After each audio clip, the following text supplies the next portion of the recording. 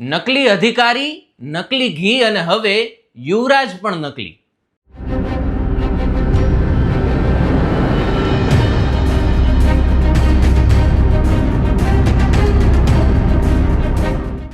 નમસ્કાર, આપ જોઈ રહ્યા છો અવર રાજકોટ અને હું છું આપની સાથે ભાવેશ. કેમ, આશ્ચર્ય થયું ને કે આ તો વળી હું શું નવું લાવ્યો? હા, હું વાત કરી રહ્યો છું રાજકોટના ગોંડલની, કે જ્યાં યુવરાજ તરીકેની ખોટી ઓળખ આપી લાભ ઉઠાવનારાના કારસ્તાન પરથી પડદો ઊંચકાયો છે. યદુવેન્દ્રસિંહ જાડેજા નામનો વ્યક્તિ પોતે ગોંડલનો યુવરાજ હોવાનો ઓળખ આપતો હોવાનો ખુલાસો થયો છે. સમગ્ર ઘટના શું છે તેની વિગતવાર માહિતી મેળવીએ. ગોંડલના સ્વપ્નદ્રષ્ટા રાજવી સર ભગવતસિંહજીને કારણે આજે પણ ગોંડલ રાજ્યની અને રાજવી પરિવારની ખ્યાતિ દેશ વિદેશમાં ફેલાઈ છે.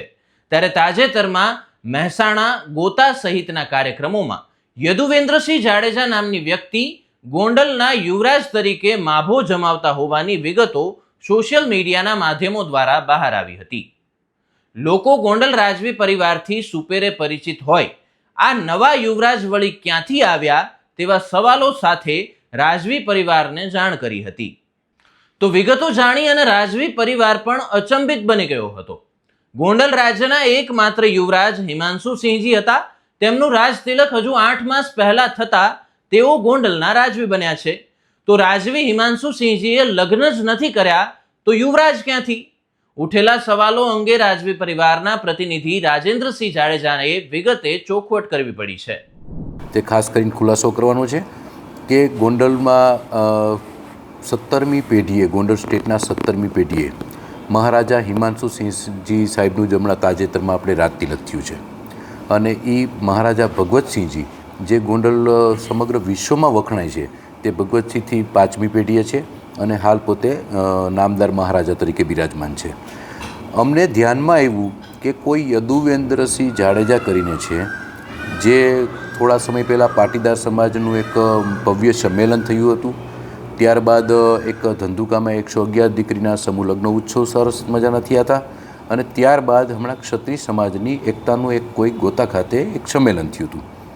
આ 3-4 કાર્યક્રમો સહિત ઘણા બીજા કાર્યક્રમો છે કે જેમાં યદુવેન્દ્રસિંહ ગોંડલ રાજવી તરીકે હાજરી આપતા હોય છે અને લોકોથી માન સન્માન મેળવતા હોય છે.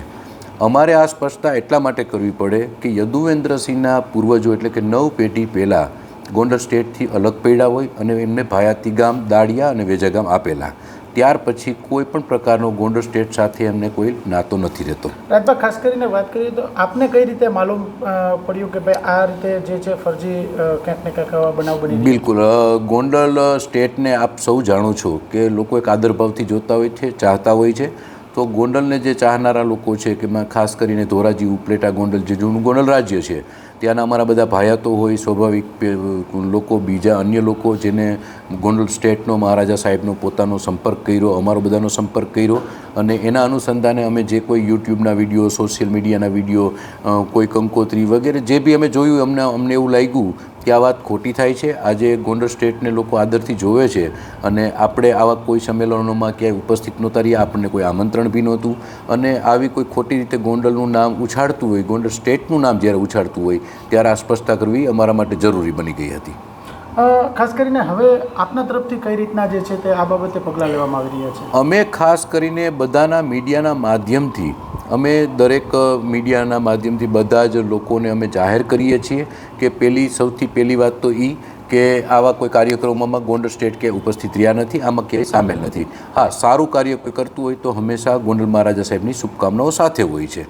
પછી ત્યારબાદ જે યુવરાજ સાહેબવાળી વાત આવે તો ગોંડલ સ્ટેટ રાજવી પરિવારની અંદર એક ગોંડલને એક નામદાર મહારાજા હિમાંશુસિંહ સાહેબ બિરાજમાન છે અને રાજમાતા કુમુદકુમારી સાહેબ બિરાજમાન છે. તો 2 જ વ્યક્તિ પરિવારની અંદર છે. તો જે મહારાજા હોય એમના દીકરા હોય એમને યુવરાજ સાહેબ કહી શકાય. હવે મહારાજા સાહેબના કોઈ દીકરા તો છે નહીં, મહારાજા સાહેબે કોઈને દત્તક પણ લીધેલા નથી, તો યુવરાજ સાહેબનો કે મહારાણી સાહેબનો કોઈ પ્રશ્ન આવતો નથી. અમે જાહેર જનતાને ખાસ કરીને વિનંતી કરી છે કે જ્યાં ગોંડલ સ્ટેટનું કોઈ આવી વાત આવતી હોય તો અમને ધ્યાન દોરવું. રાજેન્દ્રસિંહ જાડેજાએ કહ્યું કે ધંધુકામાં આસ્થા ફાઉન્ડેશનના સમારોહમાં, અમદાવાદમાં ઉમિયા ફાઉન્ડેશનના કાર્યક્રમમાં અને તાજેતરમાં ગોતા ખાતે ક્ષત્રિય અસ્મિતા મંચના નેજા હેઠળ યોજાયેલ ક્ષત્રિય રાજવીઓના સંમેલનમાં યદુવેન્દ્રસિંહ જાડેજા નામની વ્યક્તિ પોતાની ઓળખ ગોંડલ સ્ટેટના યુવરાજ તરીકે આપી રહ્યાની વિગતો અમને મળી છે.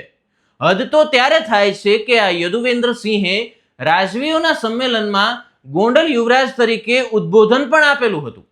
આ યદુવેન્દ્રસિંહના પરદાદાને ગોંડલ રાજ્યની 9 પેઢી પહેલા, મતલબ કે સર ભગવતસિંહજીથી પણ પહેલા વેજા ગામ અને દાળિયા ગામના 2 ગરાસ અપાયા હતા. એ સદીઓ પહેલાની વાત છે.